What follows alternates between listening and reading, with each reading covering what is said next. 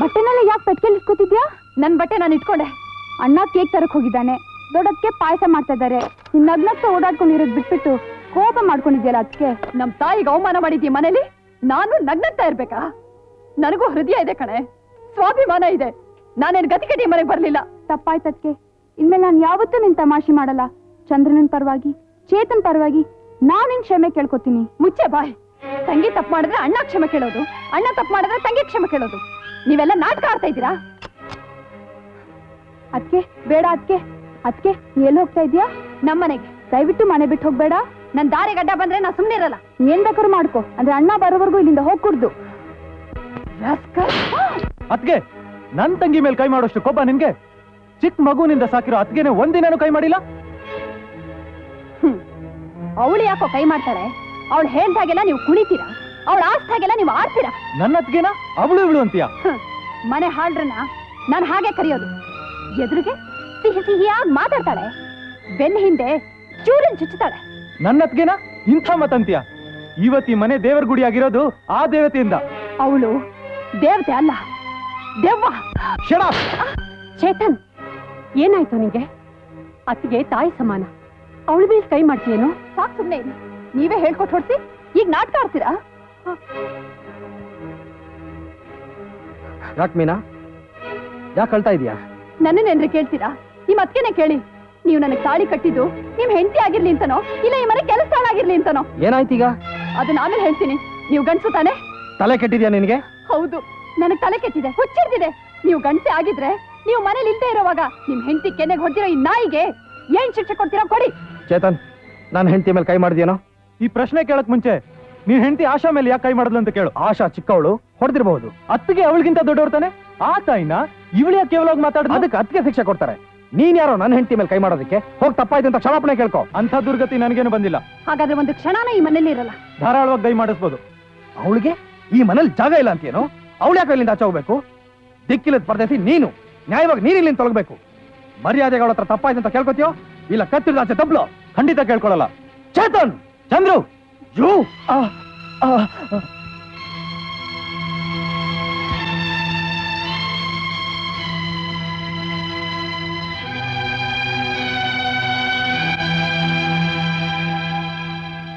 ಏನೋ ಚಂದ್ರು ಇದೆಲ್ಲ? ಏನಾಗಿದೆ ನಿಮ್ಗೆಲ್ಲ? ಇಷ್ಟು ದಿವಸ ಈ ಮನೆಯಲ್ಲಿ ಐಶ್ವರ್ಯ ಮಾತ್ರ ಇರಲಿಲ್ಲ, ಈಗ ಒಗ್ಗಟ್ಟು ಇಲ್ದಾಗ ಹೋಯ್ತೆ. ನೀನಾ, ಈ ಮನೆಯಲ್ಲಿ ಬಡತನ ತುಂಬಿರಬಹುದು, ಆದರೆ ಗೌರವಕ್ಕೆ ಕೊರತೆ ಇಲ್ಲ. ನೀನು ಮನೆ ಬಿಟ್ಟು ಹೋಗಿ ಈ ಮನೆ ಮರ್ಯಾದೆ ಕಳಿಬೇಡ ತಾಯಿ. ಸಾಧ್ಯವಿಲ್ಲ. ಈ ಮನೆಯಲ್ಲಿ ನಾನಿರ್ಬೇಕು, ಇಲ್ಲ ಅವನಿರ್ಬೇಕು. ನಿಮಗೆ ಕೈ ಮುಗಿತೀನಿ, ಹಠ ಮಾಡಬೇಡಮ್ಮ. ಅಣ್ಣ, ನಾನು ಏನ್ ಬೇಕಾದ್ರೂ ಸಹಿಸ್ಕೋತೀನಿ, ಆದ್ರೆ ನೀನ್ ಈ ಕೈ ಮುಗಿಯೋದನ್ನ ಮಾತ್ರ ನಾನು ಸಹಿಸಕ್ಕಾಗಲ್ಲ. ನಾನು ಹೋಗ್ಬೇಕು ತಾನೆ? ಹೋಗ್ತೀನಿ. ಸಂತೋಷನಾ? ಚೇತನ್, ಬೇಡಪ್ಪ, ಹೋಗ್ಬೇಡಪ್ಪ. ನನ್ ತಡಿಬೇಡಿ ಅತ್ತಿಗೆ. ಈ ಮನೆ ಗೌರವ ಬೀದಿ ಪಾಲಾಗದೆ ಇರ್ಬೇಕು ಅಂದ್ರೆ ನಾನು ಇಲ್ಲಿಂದ ಹೋಗ್ಲೇಬೇಕು. ಚೇತನ್, ನನಗೋಸ್ಕರ ದುಃಖ ಪಡ್ಬೇಡಿ. ಈ ತಬ್ಲಿನ ಸಾಕಷ್ಟು ದೊಡ್ಡವನಾಗಿ ಬೆಳೆಸಿದಿರಿ, ಹೊಟ್ಟೆ ತುಂಬಿಸ್ಕೊಳ್ಳೋಷ್ಟು ಬುದ್ಧಿನೂ ಕಲ್ಸಿದಿರಿ. ನಿಮ್ಮಿಬ್ರ ಆಶೀರ್ವಾದ ಒಂದಿದ್ರೆ ಸಾಕು, ಕಾಡ್ನಲ್ಲಾದ್ರೂ ನೆಮ್ಮದಿಯಾಗಿರ್ತೀನಿ. ಬರ್ತೀನಿ ಅಣ್ಣ, ಬರ್ತೀನಿ.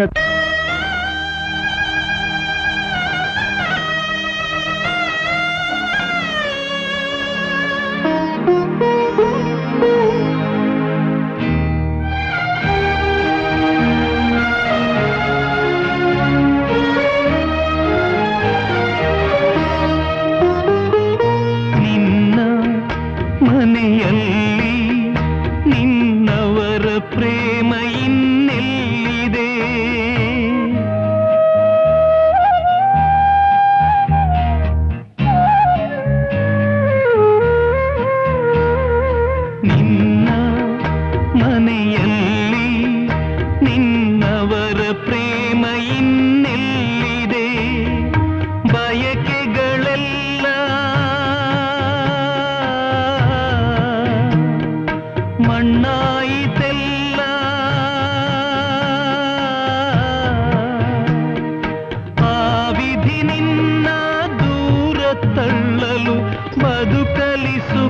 ನಾನು ಹೇಗೆ ಕಾಣುವೆ ಮನೆಯೇ ಬರಿದಾಯಿತು ಬದುಕು ഇരുಳಾಯಿತು ಮನೆಯೇ ಬರಿದಾಯಿತು ಬದುಕು ഇരുಳಾಯಿತು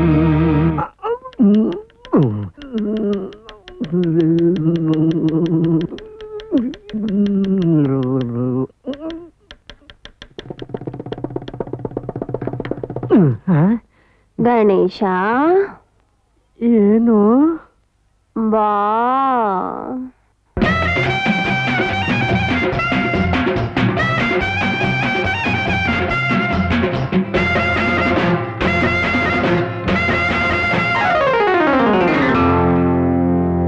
ಮನೆ ತುಂಬಾ ದೊಡ್ಡದಾಗಿದೆ. ಅಯ್ಯೋ ನನಗೆ ಸಂಬಂಧಪಟ್ಟಿದ್ದೆಲ್ಲ ಹಾಗೇನೆ ಎಲ್ಲ ದೊಡ್ಡದೇ. ಗಣೇಶ ಯಾಕೋ ಹಾಗೆ ನೋಡ್ತಿದೀಯಾ? ಇಲ್ಲಿ ಬಾರೋ ಇಲ್ಲಿ, ನೀನು ಬಾಮ್ಮ.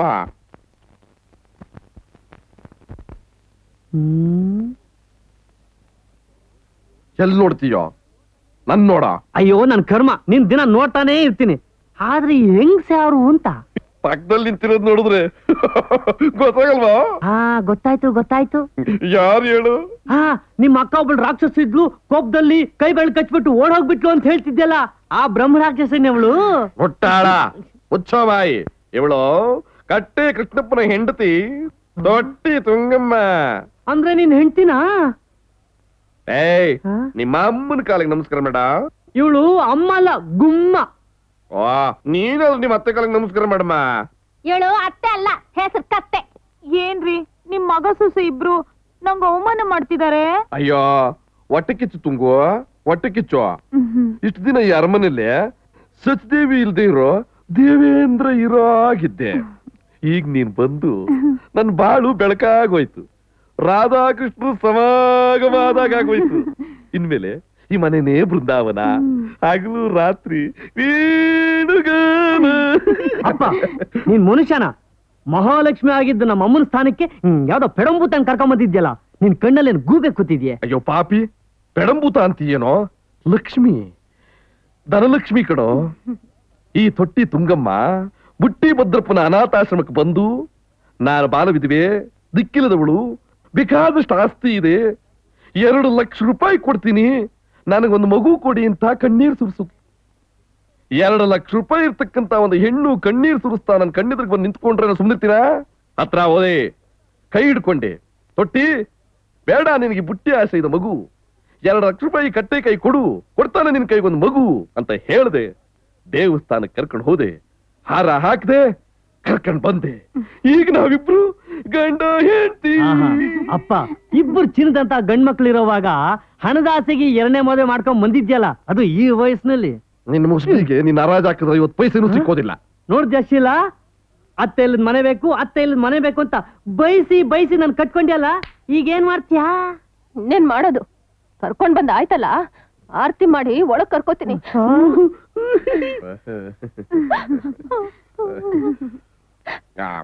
ಸೂರ್ಯ ನಿಂತ್ಕೊಳ್ಳ ಆರ್ತಿ ಮಾಡ್ತಾರೆ, ನೀನ್ ಮಾಡಮ್ಮ. ಏಯ್ ಕಟ್ಟೆ ತನ್ ಚಿಟ್ಟೆ, ಮರ್ಯಾದೆ ಹೋಗ್ತೀಯೋ ಇಲ್ವೋ? ರೀ ಏನೇ ರೀ, ಹಿಡ್ಕೊಳ್ರಿ. ಬೃಂದಾವನನ ವೇಣು ಗಾನನ ಸಮ ಗಮನ ತೋರಿಸ್ತೀನಿ. ಶೀಲಮ್ಮ, ಏನ್ರಿ ಶೀಲಮ್ಮ, ನೀವು ಬನ್ನಿ ಈ ಕಡೆ. ತೊಟ್ಟಿ ತುಂಗ. ಯಾಕಪ್ಪ ತುಂಬಿದ ಮನೇಲಿ ಹೀಗೆ ಹೊಡ್ಕೋತಾ ಇದ್ಯಾ? ಓ ನನ್ನ ಹೆಂಡತಿ ನನ್ನನ್ನು ಬಿಟ್ಬಿಟ್ಟು ಓಡೋಗ್ಬಿಟ್ಲು. ಹೆಂಡತಿ ಓಡೋಗಿದಕ್ಕೆ ನಿಮ್ಮ ಅಪ್ರಾಣೆ ನೀನ್ ಅಳ್ತಾ ಇಲ್ಲ, ಅವಳ 2 ಲಕ್ಷ ರೂಪಾಯಿ ನಿನ್ ದಕ್ಕಿಲ್ವಲ್ಲ ಅಂತ ಅದೆಲ್ಲ ಕಣೋ, ಅದ್ರ ಜೊತೆ ನನ್ ಸ್ವಂತದ್ದು 20 ರೂಪಾಯಿ ವಾಟೋಯ್ತಲ್ಲೋ. 20 ರೂಪಾಯಿ? ಹೌದಮ್ಮ ಹೌದು. ಅವಳನ್ನ ಕರ್ಕೊಂಡೋಗಿ ಹೋಟ್ಲಲ್ಲಿ ತಿಂಡಿ ಕೊಡ್ಸಿದ ಖರ್ಚು 6 ರೂಪಾಯಿ, ದೇವಸ್ಥಾನಕ್ಕೆ ಕರ್ಕೊಂಡೋಗಿ ಹಾರ ಹಾಕಿದ ಖರ್ಚು 6 ರೂಪಾಯಿ, ಆಟೋದಲ್ಲಿ ಕುಂಡ್ರಕೊಂಡು ಮೆರವಣಿಗೆ ಮಾಡ್ಕೊಂಡು ಕರ್ಕೊಂಡ್ ಖರ್ಚು 6 ರೂಪಾಯಿ. ಇನ್ನು 2 ರೂಪಾಯಿ ಇದಲ್ಲ ಮಾವ? ಓ ತಲೆಗೆ ಹೂವ ಮುಡ್ಸದ್ ನಿಮ್ಮ ಅಪ್ಪ ಕೊಡ್ತಾನ?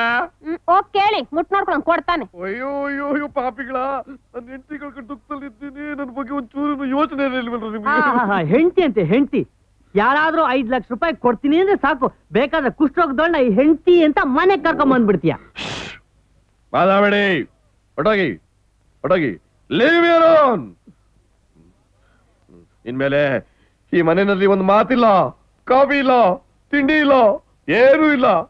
ನನ್ನ ಸ್ವಂತದ 20 ರೂಪಾಯಿ ಉಳಿಸೋ ತನಕ ಈ ಹೂವ ತಿನ್ಕೊಂಡು ನಾನು ಬದುಕ್ತೇನೆ. ಹಾಯ್ ಅಮರ್. ಹಾಯ್. ಯಾವಾಗ ಬಂದೆ ಅಮೆರಿಕದಿಂದ? ಬೆಳಗ್ಗೆ ಬಂದೆ. ಮದುವೆ ಮಾಡ್ಕೊಂಡಿಯಂತೆ, ಕಂಗ್ರಾಚುಲೇಷನ್ಸ್. Thank you. ಹೇಗಿದೆ ಮ್ಯಾರಿಡ್ ಲೈಫು? ಬರೀ ಮಾತ್ನಲ್ಲಿ ಹೇಳಿದ್ರೆ ಏನ್ ಪ್ರಯೋಜನ? ನೀನು ಮದುವೆ ಮಾಡ್ಕೋ, ಗೊತ್ತಾಗುತ್ತೆ. ತಗೊಳ್ಳಿ, ಈ ಪಟ್ಟಿಲಿರೋ ಸಾಮಾನೆಲ್ಲ ಇವತ್ತೇ ಕಳಿಸ್ಕೊಟ್ಬಿಡಕ್ ಹೇಳಿ. ಹೊಸ ಅಕ್ಕಿ ಆದ್ರೆ ಬೇಡ ಅಂತ ಹೇಳಿ. ಯಾಕೆ? ಅನ್ನ ಉದುರುದ್ರಾಗಲ್ಲ, ಮುದ್ದೆ ಓ ಆಗೋ. ಅಮರ್, ಯಾವಾಗ ಬಂದೆ? ಬೆಳಗ್ಗೆ ಬಂದೆ. ತುಂಬಾ ಸಂತೋಷ. ಅಮೆರಿಕಾಗ್ ಹೋಗ್ ಬಂದ್ರು, ಸ್ವಲ್ಪನೂ ಬದಲಾಯಿಸಿಲ್ಲ ಅಲ್ಲ? ನಾನು ಓದಕ್ಕೋಸ್ಕರ ಹೋದ್ನೆ ಹೊರತು ಬದಲಾಯಿಸಕ್ಕೋಸ್ಕರ ಅಲ್ವಲ್ಲ. ಏನ್ ಆಶಾ, ಚೆನ್ನಾಗಿದ್ಯಾ? ಸದ್ಯ ಈಗ್ಲಾದ್ರೂ ನನ್ನ ಜ್ಞಾಪಕ ಬಂತಲ್ಲ. ಅತಿಗೆ ಚೇತನಲ್ಲಿ ಕಾಣ್ತಾ ಇಲ್ವಲ್ಲ? ಯಾಕೆ ಮಾತಾಡ್ತಾ ಇಲ್ಲ? ಚೇತನ್ ಮನೆ ಬಿಟ್ಟು ಹೊಟ್ಟೋದ. ಯಾಕೆ? ಅಪ್ಪ ಆದ್ರೇನು, ಅಪ್ಪನ ಅಪ್ಪ ಆದ್ರೇನು? I am not your son, I am Amar's brother. Amar ಹೇಳಿದ್ದಾನೆ ಈ ಪೆಟ್ಟಿಗೆ ಹತ್ರ ಯಾರನ್ನು ಬಿಡಬೇಡ ಅಂತ. ನೀನಿಲ್ಲ ಕೂತ್ಕೋ. ಗಣೇಶ, ಏನೋ ಮುದಿ ಚಪ್ಲ, ಈ ಪೆಟ್ಟಿಗೆ ಒಳಗೆ ಏನಿದೆ ಅಂತ ನೋಡೋಣ ಅಂತ ಆಸೆ ಕಣ. ಅದೇ ತಪ್ಪು. ಈ ಪೆಟ್ಟಿಗೆ ತುಂಬಾ ಅಮೆರಿಕನ್ ಡಾಲರ್ಸ್ ಇದೆ. ಅಮೆರಿಕನ್ ಡಾಲರ್ಸ್ ನನಗೆ ತುಂಬಾ ಇಷ್ಟ ಕಣ. ಅದಕ್ಕೆ ನಾನು ಇಲ್ಲಿ ಕಾವಲಿಟ್ಟಿರೋದು. ಇದನ್ನ ಜೋಪಾನ ನೋಡ್ಕೊಂಡ್ರೆ ಇದ್ರಲ್ಲಿ ಅರ್ಧ ನನಗ್ ಕೊಡ್ತೀನಿ ಅಂತ ಹೇಳಿದಾನೆ. ಇನ್ನರ್ಧ ಯಾರಿಗೆ ಕೊಡ್ತಾನಂತೆ? ಅವನು ಮದುವೆ ಮಾಡ್ಕೊಳ್ಳೋ ಹೆಂಡತಿಗಂತೆ. ನನ್ನಂತ ಅಪ್ಪನ ಇಟ್ಕೊಂಡು ಹೆಂಡತಿ ಕೊಡ್ತಾನಂತ ಮುಟ್ಟಾಳ ಎಲ್ಲವನ? ರಾಮಣ್ಣವ್ರ ಮನೆಗೆ ಹೋಗಿದ್ದಾನೆ. ಆ ಬಿಕಾರಿಗಳ ಮನೆಗೆ ಯಾಕೆ ಹೋದ? ಅಪ್ಪ, ನೀನಿನ್ನೂ ಹಳೆ ಕಾಲದಲ್ಲೇ ಇದ್ದೀಯಾ. ರಾಮಣ್ಣ ಈಗ ಬಡವ ಅಲ್ಲ. ಚಂದ್ರುಗೆ 5,000 ರೂಪಾಯಿ ಸಂಬಳ ಬರುತ್ತೆ. ಅವನ ಹೆಂಡತಿಗೆ ಲಕ್ಷಾಂತರ ರೂಪಾಯಿ ಆಸ್ತಿ ಇದೆ. ರಾಮಣ್ಣನಿಗೆ ಒಬ್ಳೆ ತಂಗಿ. ಕೈ ತುಂಬಾ ವರದಕ್ಷಿಣೆ ಕೊಟ್ಟು ಅದ್ಧೂರಿಯಾಗಿ ಮದುವೆ ಮಾಡ್ಕೊಡ್ಬೇಕು ಅಂತಿದ್ದಾರೆ. ಅಯ್ಯಯ್ಯೋ, ಈ ವಿಷಯ ನನಗೆ ಗೊತ್ತೇ ಇರ್ಲಿಲ್ವಲ್ಲೋ. ಚಂದ್ರು, ಇನ್ನು ಎಷ್ಟೋ ವಿಷಯ ನಿನಗೆ ಗೊತ್ತಿಲ್ಲಪ್ಪ. ನಿಮ್ಮ ಅಣ್ಣ ಇನ್ಮೇಲೆ ಆಫೀಸ್ಗೆ ಹೋಗಲ್ವಂತೆ. ಯಾಕಣ್ಣ? ನೀನು ಹೇಳ್ತಿದ್ಯಲ್ಲ ಚಂದ್ರು, ರಿಟೈರ್ ಆಗು ಅಂತ. ಯಾಕೋ ಆಫೀಸ್ನವರೇ ನನ್ನ ರಿಟೈರ್ ಮಾಡಿಬಿಟ್ರು. ಹೋಗ್ಲಿ ಬಿಡಣ್ಣ, ನೀನು ಈ ಸಂಸಾರಕ್ಕೋಸ್ಕರ ಸಾಕಷ್ಟು ದುಡ್ದಿದ್ಯಾ. ಅದ್ಗೆ ತಗೊಳ್ಳಿ ಈ ತಿಂಗಳು ಸಂಬಳ. ನನಗೂ ಖರ್ಚಿಗೊಂದು 500 ರೂಪಾಯಿ ಬೇಕಾಗಿತ್ತು. ತಗೊಮ್ಮ, ಈ ದುಡ್ಡನ್ನ ನೀನೇ ಇಟ್ಕೋ. ಇನ್ಮೇಲೆ ಈ ಮನೆ ಜವಾಬ್ದಾರಿನೆಲ್ಲ ನೀನೇ ನೋಡ್ಕೋ. ಬೇಡ ಅದ್ಕೆ, ಮನೆ ಜವಾಬ್ದಾರಿನ ಯಾವಾಗ್ಲೂ ದೊಡ್ಡವರೇ ನೋಡ್ಕೋಬೇಕು. ಅದೇ ಲಕ್ಷಣ. ತಗೊಳ್ಳಿ. ಚಂದ್ರು, ಇನ್ಮೇಲೆ ನಮ್ಮ ಭಾರನೂ ಕಡಿಮೆ ಮಾಡಪ್ಪ. ನಮಗೂ ವಯಸ್ಸಾಗ್ತಾ ಬಂತು. ರಾಮಕೃಷ್ಣ ಅಂತ ಹಾಯಾಗಿತ್ತು.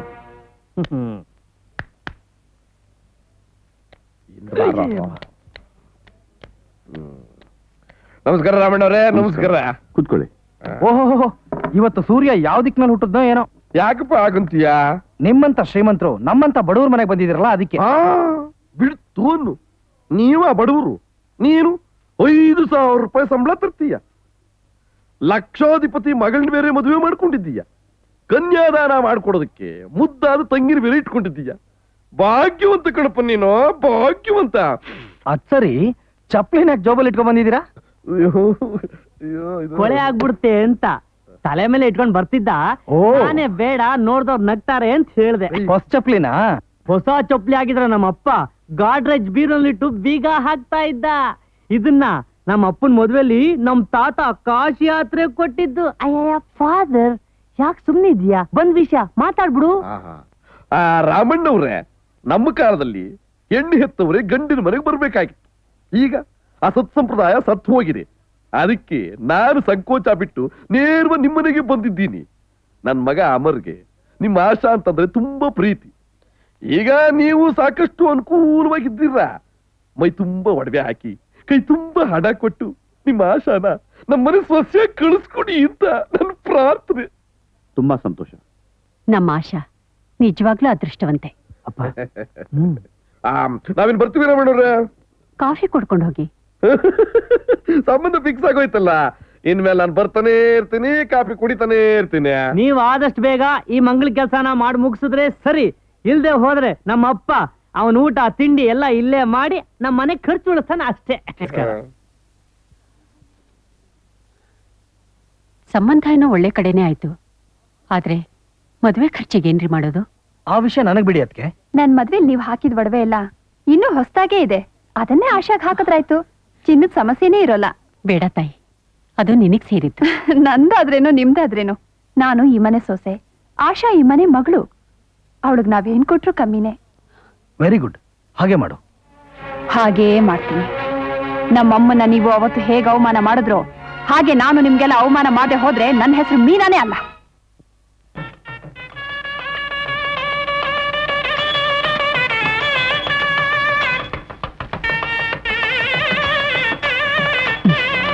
ಹುಡುಗಿನ ಕರ್ಕೊಂಡು ಬನ್ನಿ. ತುಳಸಿ, ಹಾ, ಇನ್ನು ಅಲಂಕಾರ ಮುಗ್ದಿಲ್ವಮ್ಮ? ಮುಗೀತು. ಒಂದ್ ನಿಮಿಷ ಒಡವೆ ತಂದ್ಬಿಡ್ತೀನಿ. ಹಾ ಹಾ.